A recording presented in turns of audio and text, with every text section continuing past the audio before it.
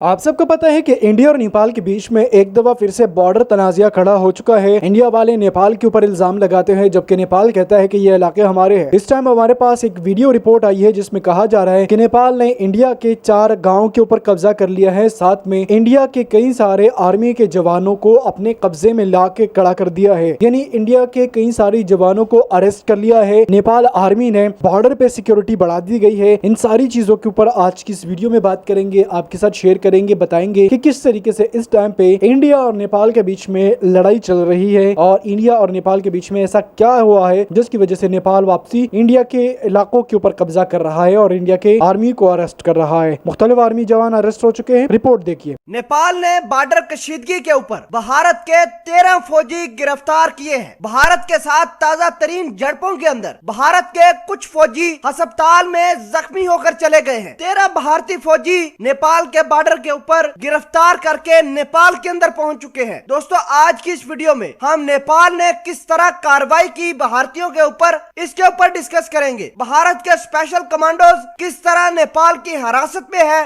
भारत का मीडिया किस तरह प्रोपेगेंडा कर रहा है, हकायक छुपा रहा है, आज की इस वीडियो में डिटेल के साथ बताएंगे और आपको यह भी पता चलेगा कि भारत की फौज के अंदर दम कितना है। तो सबसे पहले छोटी सी गुजारिश है कि हमारी वीडियो को ज्यादा से ज्यादा शेयर कीजिए ताकि भारतीयों के कमांडोज, भारत की फौज, इनके जहाजों की असलियत पूरी दुनिया पर आया हो सके। नाज़रीन ग्रामी, सबसे पहली बात यह है कि भारत ने तकरीबन 2,500 से 3,000 फौजी काला पानी और लिपू लेक के ऊपर तैनात किए थे। नेपाल, जो कि पहले भी इस एरिया को अपना हिस्सा नक्शे की मदद से जाहिर कर चुका है, नेपाल ने अपनी फौज लाकर भारतीय फौजियों के साथ झड़पें करवाई। उस झड़पों के नतीजे में भारतीय फौज को, भारत की पेट्रोलिंग पार्टी को नुकसान हुआ। इनके कुछ फौजी जख्मी, जबकि 13 फौजी नेपाल की फौज के जेरे हिरासत चले गए। आपको बता दें कि ये भारत की सबसे पावरफुल बॉर्डर पेट्रोलिंग फोर्स थी जो नेपाल के कब्जे में गई है। अब आपको पता चल गया होगा कि भारत की कितनी तगड़ी फौज है। एक नेपाल जैसे छोटे मुल्क से मार खा के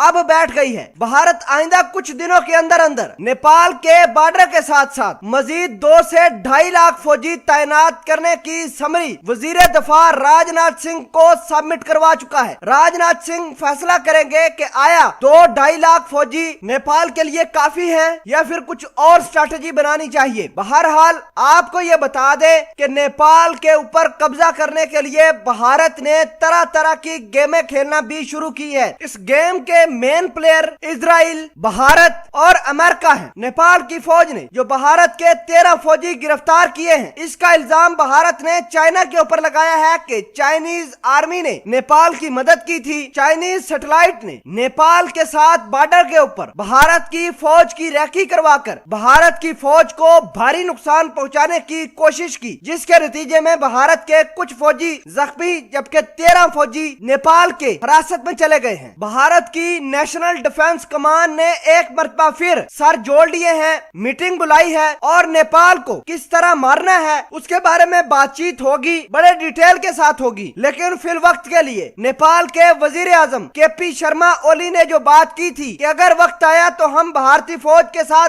लड़ भी सकते हैं, तो उन्होंने लड़कर दिखा दिया। नेपाल की फौज ने, जो कि कमजोर फौज समझी जाती है, भारत की फौज को हिरासत में लेकर साबित कर दिया कि भारत की फौज में कोई दम नहीं, ये सिर्फ फिल्मों, ड्रामों और टीवी पर आने के काबिल है। मैदान जंग के लिए ये फौज किसी तरह से कारआमद नहीं है।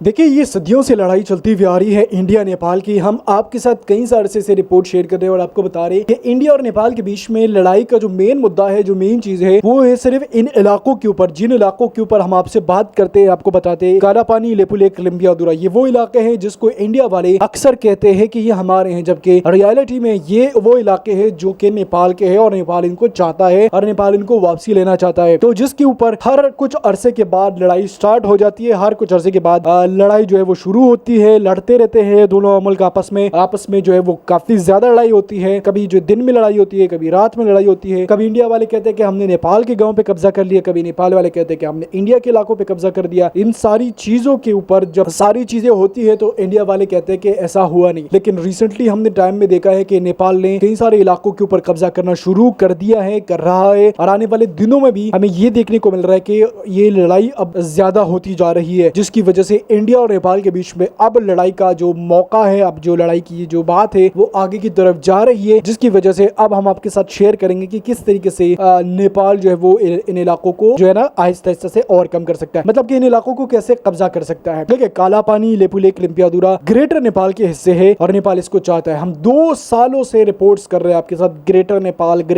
And greater Nepal. नेपाल चाहता है कि इन इलाकों को वापसी लाया जाए और इन इलाकों के ऊपर कब्जा करके अपने मुल्क में शामिल किया जाए।